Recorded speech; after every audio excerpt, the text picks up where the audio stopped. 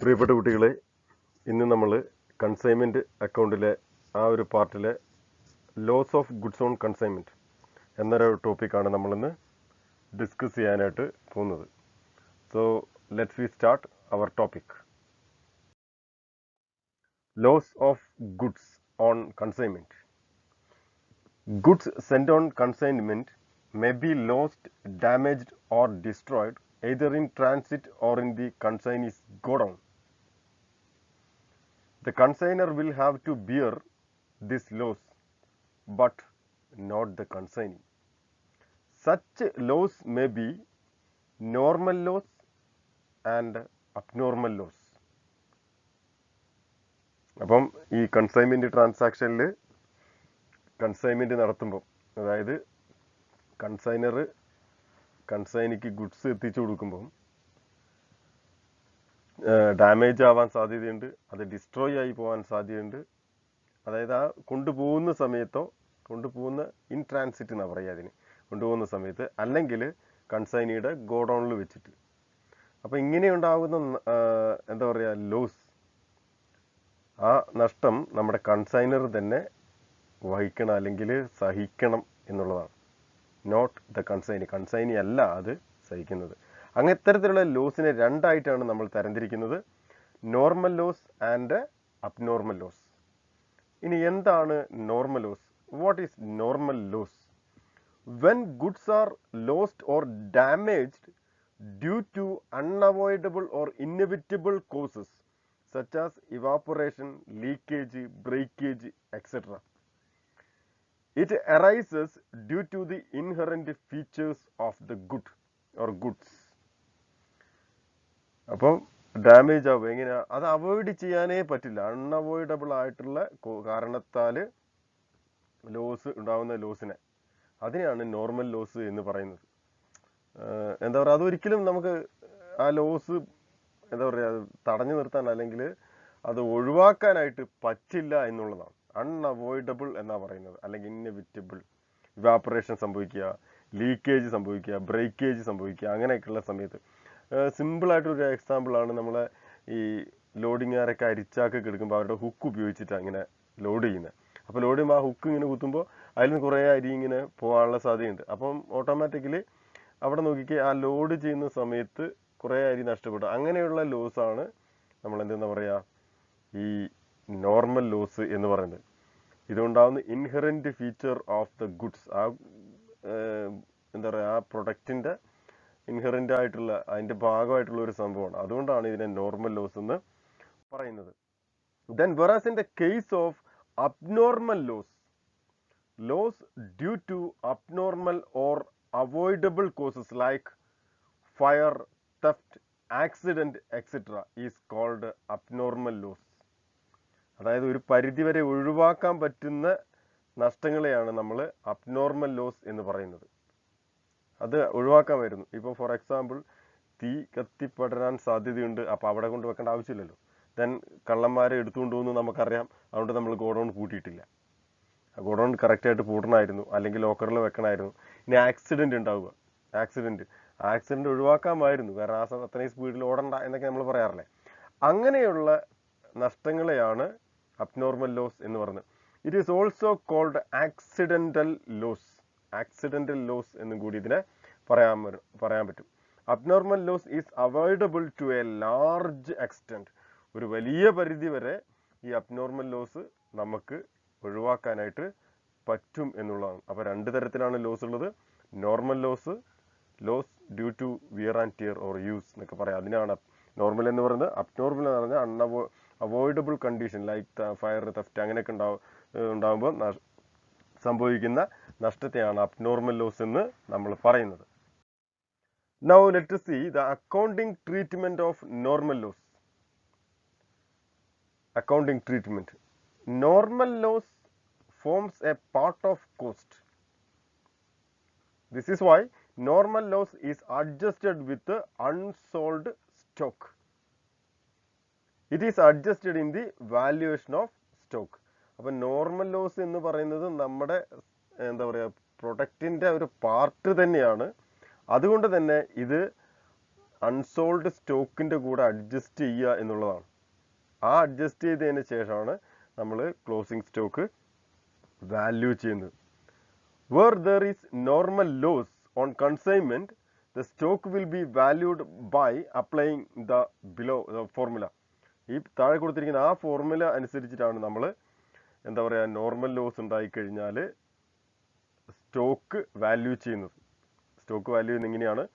Total cost of goods send plus non recurring expenses into stock in units divided by total units sent minus normal loss in units. അതാണ് formula എന്ന് പറയുന്നത്. അതായത് total cost of goods send എത്രയാണെന്ന് നമ്മൾ കണ്ടെത്തുന്നു. അത് ചിലപ്പോൾ നമ്മുടെ ക്വസ്റ്റ്യനിൽ തന്നെ ഉണ്ടാവും. ഇനി non recurring expenses, non recurring ആയിട്ടുള്ള expenses on the part of the consignor and the consignee divided by total units send, എത്ര യൂണിറ്റ് ആണോ സെൻഡ് ചെയ്തത്, minus normal loss in unit, യൂണിറ്റിലേക്ക് കൺവേർട്ട് ചെയ്യുമ്പോൾ നോർമൽ ലോസ് എത്രയാണ്, into stock in units. Stock in units അതായത് available ആയിട്ടുള്ള നമുക്ക് ബാക്കിയുള്ള സ്റ്റോക്ക് ഇൻ യൂണിറ്റ്സ് അത് എത്രയാണ്. സോ ഞാനിവിടെ NB നോട്ടാബെറ്റയിൽ ഇട്ടിട്ടുണ്ട്. It should be noted that no journal entry is passed to account for normal loss. Normal loss എന്താ അക്കൗണ്ട് ചെയ്യാൻ വേണ്ടിയിട്ട് ഒരു തരത്തിലുള്ള ജേർണൽ എൻട്രി നമ്മൾ പാസ് ചെയ്യുന്നില്ല. It is shown in the consignment account. It is not shown in the consignment account. Consignment അക്കൗണ്ടിലൊന്നും ഇത് കാണിക്കുന്നില്ല. It is adjusted in the value of stock. Value ചെയ്യുന്ന സമയത്ത് അവിടെ അങ്ങ് അഡ്ജസ്റ്റ് ചെയ്യുക മാത്രമേ ചെയ്യാറുള്ളൂ. നോർമൽ ലോസിന് ഒരു പ്രത്യേക തരത്തിലുള്ള ജേർണൽ എൻട്രികളോ കാര്യങ്ങളോ ഒന്നുമില്ല. ഇത് നമ്മൾ പർട്ടിക്കുലർ ഒരു ഐറ്റമായിട്ട് കൺസൈൻമെന്റ് അക്കൗണ്ടിൽ കാണിക്കില്ല. അതേപോലെ തന്നെ ഇതിൻ്റെ വാല്യൂ, നോർമൽ ലോസിൻ്റെ വാല്യൂ അഡ്ജസ്റ്റ് ചെയ്യുന്നത് ക്ലോസിംഗ് സ്റ്റോക്കിൻ്റെ കൂടെ ആയിരിക്കും. അത് അഡ്ജസ്റ്റ് ചെയ്യപ്പെടുക എന്നുള്ളതാണ്. അതാണ് നോർമൽ ലോസിൻ്റെ അക്കൗണ്ടിങ് ട്രീറ്റ്മെൻറ്റ് എന്ന് പറയുന്നത്. സോ ഇവിടെ നിങ്ങൾ പഠിക്കേണ്ട പ്രധാനപ്പെട്ട ഒരു കാര്യം, നോർമൽ ലോസിൻ്റെ അക്കൗണ്ടിങ് ട്രീറ്റ്മെൻറ്റ് ഉണ്ടാകുമ്പോൾ എന്താ സ്റ്റോക്ക് വാല്യുവേഷൻ്റെ ഒരു ഫോർമുല ഇവിടെ ഞാൻ പറഞ്ഞിട്ടുണ്ട്. ആ സ്റ്റോക്ക് വാല്യുവേഷൻ്റെ ഫോർമുല വളരെ വ്യക്തമായിട്ട് നിങ്ങൾ പഠിച്ചിരിക്കുക എന്നുള്ളതാണ്. അപ്പം അതിൻ്റെ ഫോർമുല ഇതാണ്: total cost of goods send plus non recurring expenses that include consignor and consignee divided by total units sent minus normal loss in units into stock in units. എത്ര unit ആണോ നമ്മുടെ സ്റ്റോക്ക് ഉള്ളത് അത്. അപ്പോൾ ഇവിടെ journal entry ഒന്നും നമ്മൾ pass ചെയ്യുന്നില്ല എന്ന് നേരത്തെ ഞാൻ പറഞ്ഞു കഴിഞ്ഞു. കൺസൈൻമെന്റ് അക്കൗണ്ടിൽ ഇത് കാണിക്കില്ല. പക്ഷേ ക്ലോസിംഗ് സ്റ്റോക്കിൻ്റെ വാല്യുവേഷൻ്റെ കൂടി ഇത് അഡ്ജസ്റ്റ് ചെയ്യപ്പെടും എന്നുള്ളതാണ്. അതാണ് ഈ ക്ലോസിംഗ് സ്റ്റോക്കിൻ്റെ നോർമൽ ലോസിൻ്റെ ഒരു അക്കൗണ്ടിങ് ട്രീറ്റ്മെൻറ്റ് എന്ന് പറയുന്നത്. ദെൻ നേരത്തെ പറഞ്ഞ ഫോർമുല അപ്ലൈ ചെയ്യാനുള്ള ഒരു ഫോർമാറ്റാണിത്. നോക്കിക്കുക, ഞാനിവിടെ എഴുതി വെച്ചിട്ടുണ്ട്. Goods sent on consignment total നമ്മൾ കാണുന്നു, less normal loss percentage of 2000 എന്ന് പറഞ്ഞ ഞാനൊരു എന്താ പറയുക എക്സാമ്പിൾ ഇട്ടുണ്ട്. അപ്പം ദെൻ ലെസ് ക്വാണ്ടിറ്റി സോൾഡ്, അങ്ങനെയാണെങ്കിൽ ക്ലോസിംഗ് സ്റ്റോക്ക് കിട്ടും. കൺസൈൻമെന്റ് എത്രയാണോ കിട്ടിയത്, അതായത് ഗുഡ്സ് സെൻഡ് ഓൺ കൺസൈൻമെന്റ് എത്രയാണോ അത് ആ എമൗണ്ട് നമുക്ക് ക്വസ്റ്റ്യനിൽ നിന്ന് കിട്ടും. അതേപോലെ തന്നെ നോർമൽ ലോസ് എത്രയാണോ, നോർമൽ ലോസും ക്വസ്റ്റ്യനിൽ പറഞ്ഞിട്ടുണ്ടാവും. ദെൻ നമ്മൾ ക്വാണ്ടിറ്റി സെയിൽ ചെയ്ത് ക്വാണ്ടിറ്റി ഉണ്ടാവും, അതെല്ലാം കൂടി കുറച്ച് കഴിഞ്ഞാലാണ് നമുക്ക് ക്ലോസിംഗ് സ്റ്റോക്ക് കിട്ടുക.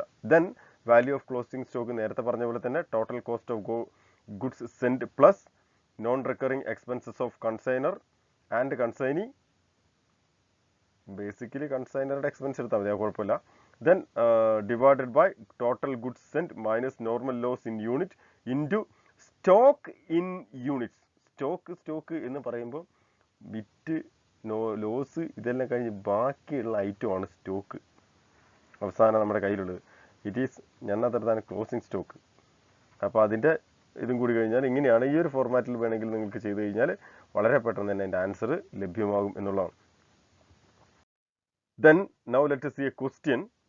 Mr. Parakal and company consigned to Beta Group 2000 kgs of rice costing rupees 6,600. He spent, means Mr. Parakal, spent 100 as forwarding charges, comma, 15% of the consignment was lost while loading. 15% of consignment was lost while loading.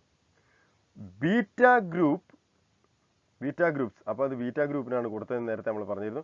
Beta groups selling expense, Beta ഗ്രൂപ്പ്സിന്റെ selling expense being 500 and commission at 10% on sales and sold 1500 kg. 1500 kilo അവർ വിറ്റു. Show the value of stock. സ്റ്റോക്കിൻ്റെ value കാണാനാണ് പറഞ്ഞിരിക്കുന്നത്. അതായത് Parakkal mills ആണെന്ന് തോന്നുന്നു, Parakkal and company 2000 കിലോയാണ് കൊടുത്തിരിക്കുന്നത്. ആ 2000 കിലോയിൽ 15% ലോഡിങ്ങിൻ്റെ സമയത്ത് പോയി. ആ 15% എന്തെന്നാ നോർമൽ ലോസ് ആണ്. അത് കഴിഞ്ഞ് ബാക്കിയുള്ള ഇതിൽ 1500 കിലോ അവർ വിൽക്കുകയും ചെയ്തു.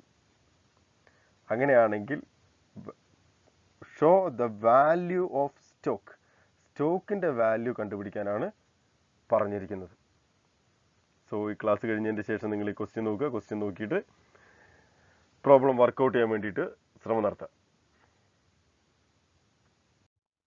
Now, the accounting treatment of abnormal loss. Abnormal loss should not be treated as a part of cost. അപ്പം abnormal loss, നേരത്തെ നോർമൽ ലോസ് ആണ് പറഞ്ഞുകൊണ്ടിരുന്നത്. Now, accounting treatment of abnormal loss. Abnormal loss should not be treated as a part of cost.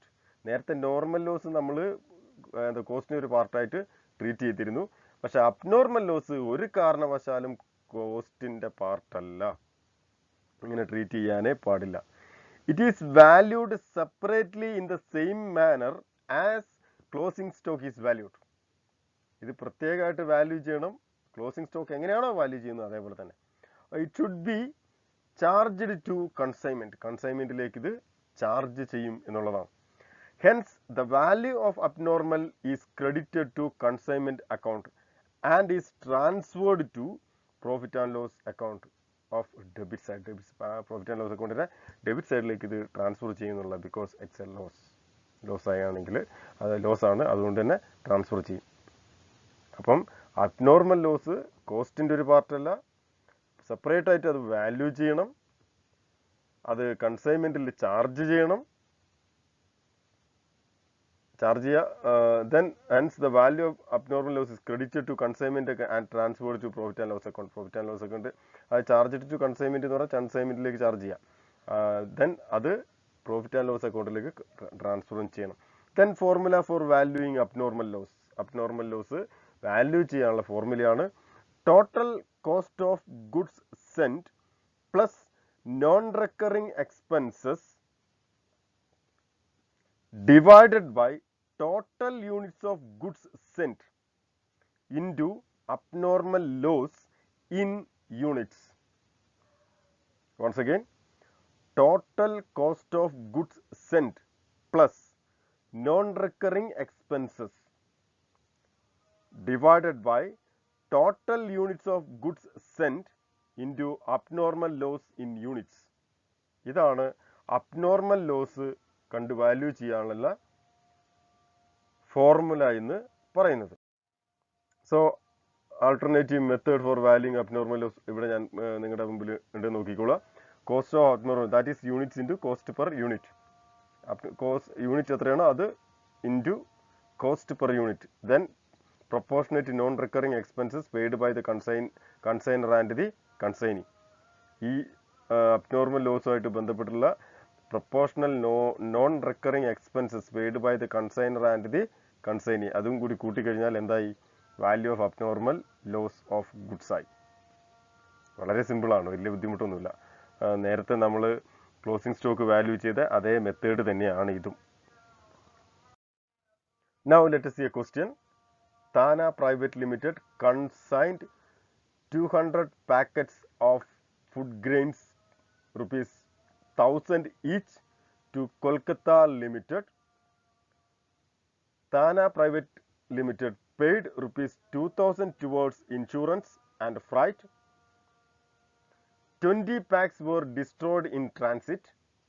The Kolkata Limited took the delivery of the remaining packets and spent rupees 1000 as godown rent, rupees 2000 as clearing charge, and 500 as selling expenses. The consignee means the Kolkata Limited sold 160 packets at rupees 1200 each. Calculate the cost of damage and the cost of goods at the end. But damaged ആയിട്ടുള്ള ഗുഡ്സിൻ്റെ cost എത്രയാണ്, ഇനി നമ്മുടെ closing സ്റ്റോക്കിൻ്റെ value എത്രയാണെന്നുള്ളതാണ് ഈ ക്വസ്റ്റ്യനിൽ കണ്ടുപിടിക്കാനായിട്ട് പറഞ്ഞിട്ടുള്ളത്. ഇതിൻ്റെയും ആൻസർ നിങ്ങൾ ചെയ്യാൻ വേണ്ടിയിട്ട് ശ്രമം നടത്തുക. Now let us see the difference between normal loss and abnormal loss. Normal loss is unavoidable, whereas in the case of abnormal loss, it is avoidable. Then another important difference, whereas in the case of normal loss, it arises due to the inherent nature of the goods. And in the case of abnormal loss, it arises due to fire, theft, accident, etc., etc. Then in the case of normal loss, it is treated as a part of cost, and it is not treated as a part of cost in the case of abnormal loss. Then normal loss is not valued separately, and in the case of abnormal loss, it is valued separately. Then normal loss is adjusted in the closing stock, and the value in the case of abnormal loss is debited to P&L account and credited to consignment account. These are the important difference between normal loss and abnormal loss. I hope you can get an idea about the valuation or the loss of stock in the case of consignment.